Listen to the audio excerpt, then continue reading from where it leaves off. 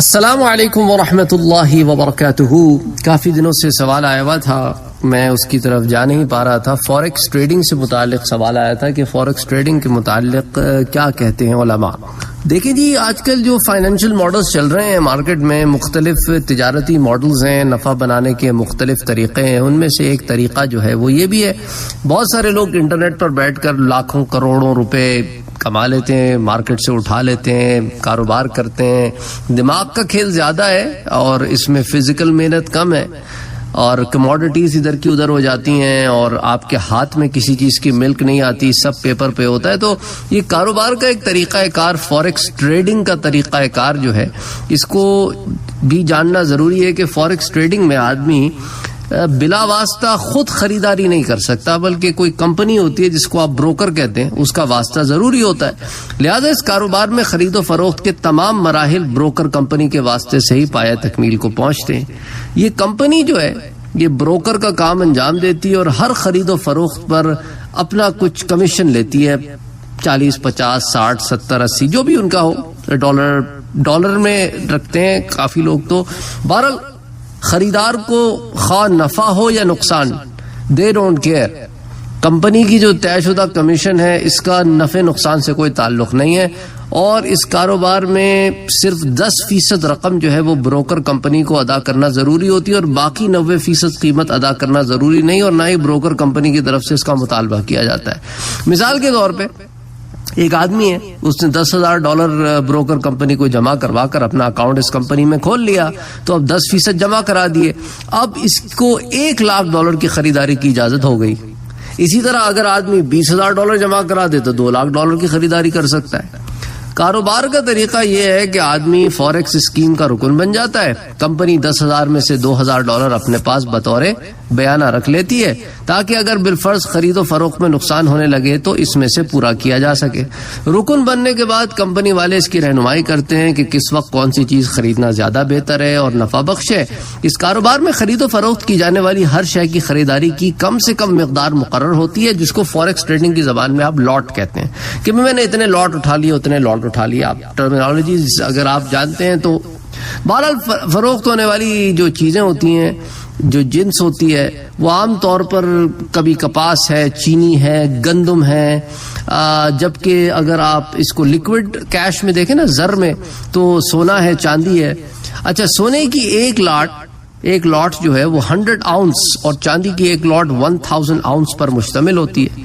ایک لاٹ کی قیمت مثال کے طور پہ سمجھنے کے لیے $10,000 ہوتی ہے, جبکہ کوئی آدمی ایک لاٹ خریدنا چاہتا ہے تو وہ کمپنی سے رابطہ کرتا ہے, اس کے آرڈر پر کمپنی اس کے لیے لاٹ خرید لیتی ہے اور اس کی اطلاع خریدار کو دے دی جاتی ہے. اس کے بعد جیسی ہی خریدی گئی جنس کی قیمت بڑھنے لگتی ہے, کمپنی خریدار کو اطلاع دیتی ہے اور خریدار اپنی مرضی کے مطابق کمپنی کو اس چیز کے بیچنے کا آرڈر دے دیتا ہے. جب کمپنی خریدار کے آرڈر پر لاٹ فروخت کرتی ہے تو حاصل شدہ منافع میں سے اپنا کمیشن کاٹ لیتی ہے, بقیہ نفع فروخت کرنے والے کے اکاؤنٹ میں جمع کرا دیتی ہے. اور اگر خریدی گئی جنس کی قیمت کم ہونے لگتی ہے تو بھی کمپنی خریدار کو بتا دیتی ہے, تاکہ زیادہ خسارے سے بچنے کے لیے خطرناک حد تک قیمت کم ہونے سے پہلے لاٹ بیچ دی جائے. اور اس کاروبار میں خریدی گئی چیز کو خریدار اپنے شہر میں بھی منگوا سکتا ہے, لیکن اس کے اندر آپ کو پتا ہے کہ ٹرانسپورٹیشن کاسٹ ہوتی ہے اور یہ ڈیلیوری سروسز ہوتی ہیں. پھر جنس کے مطابق یہ بھی ہے کہ بھی مارکیٹ میں کدھر اتاریں گے, ڈسٹریبیوشن سینٹر میں اتاریں گے, گو ڈاؤن میں اتاریں گے, اس کے اپنے اخراجات ہوتے ہیں, ٹیکس ہوتے ہیں. بہرحال بہت ساری چیزیں اس میں شامل ہوتی ہیں. یہ کاروبار مکمل طور سے انٹرنیٹ پر گھر بیٹھے ہو جاتا ہے. اس میں حصی طور پر خریدار کسی جنس پر اور فروخت کنندہ کسی کرنسی پر قبضہ نہیں کرتا, بلکہ اسکرین پر موجود اس کے اکاؤنٹ میں صرف یہ آ جاتا ہے, یہ شو ہو جاتا ہے کہ بھئی فلاں آدمی ایک لاٹ کا مالک بن گیا. دوسری طرف فروخت کرندہ کے اکاؤنٹ میں صرف رقم کی منتقلی شو کی جاتی ہے, اور آخر میں نفع اور نقصان کا فرق برابر کر لیا جاتا ہے. اب حکم پہ آ جاتے ہیں کہ بھئی یہ تو سمجھ لی نا بات آپ نے, ہوتا کیا ہے.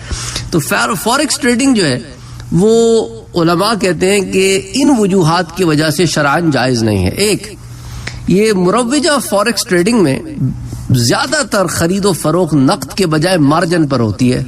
یعنی اس میں جب کوئی شخص بروکر کمپنی کے پاس اپنا اکاؤنٹ کھلوا لیتا ہے تو بروکر کمپنی کی طرف سے اس کو یہ سہولت دی جاتی ہے کہ وہ اس کو مارکیٹ سے کوئی بھی چیز یا کرنسی وغیرہ خریدنے پر اس کا فقط 10% ادا کر کے کاروبار کر سکتا ہے. جیسا میں نے آپ کو بتایا، اس طرح آدمی بروکر کمپنی کو کچھ رقم ادا کرنے کے بعد بغیر کسی چیز کی حقیقی خرید و فروخت کے کروڑوں کا کاروبار کر سکتا ہے، اور اس طرح مارجن پر خرید و فروخت کرنا جائز نہیں ہے۔ حقیقی خرید و فروخت نہ ہونے کی بنا پر اکثر صورت میں ادھار کی بے ادھار کے ساتھ ہوتی ہے، البیع الدین بالدین کہتے ہیں اس کو، ادھار کی ادھار کے اوپر یہ سود چڑھتا رہتا ہے۔ اچھا، پھر یہ اسکرین پر محض اعداد و شمار کے بڑھنے اور گھٹنے کو نفع و نقصان شمار کیا جاتا ہے، حصی طور پر کسی چیز پر قبضہ نہیں ہوتا۔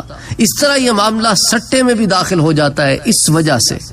اچھا، فوریکس میں حقیقی روپوں پر بھی معاملہ کیا گیا ہو تو بھی فوراً بیچنے کی صورت میں بیع قبل القبض، یعنی قبضے سے پہلے بیچنا ہے، جو شریعت نے منع کیا ہے۔ آپ کسی چیز پر قبضے سے پہلے اس کو نہیں بیچ سکتے، قبضہ ضروری ہے بیچنے کے لیے۔ اس کے علاوہ فوریکس کے کاروبار میں فارورڈ اور آپشن کے سودے بھی ہوتے ہیں جو کہ ناجائز ہوتے ہیں۔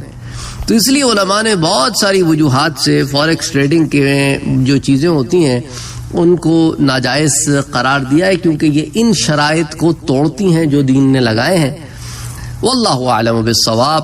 السلام علیکم ورحمۃ اللہ وبرکاتہ۔ اگر آپ نے ابھی تک ہمارے چینل کو سبسکرائب نہیں کیا ہے تو سبسکرائب کا بٹن دبائیں، بیل کے آئیکن کو پریس کریں تاکہ آپ کو ریگولر نوٹیفیکیشن اپڈیٹس مل سکے اور آپ ہمیں ہمارے لائیو سیشنز میں بھی جوائن کر سکیں۔ ویڈیو پسند آنے کی صورت میں لائک، شیئر اور کمنٹ کرنا نہ بھولیں۔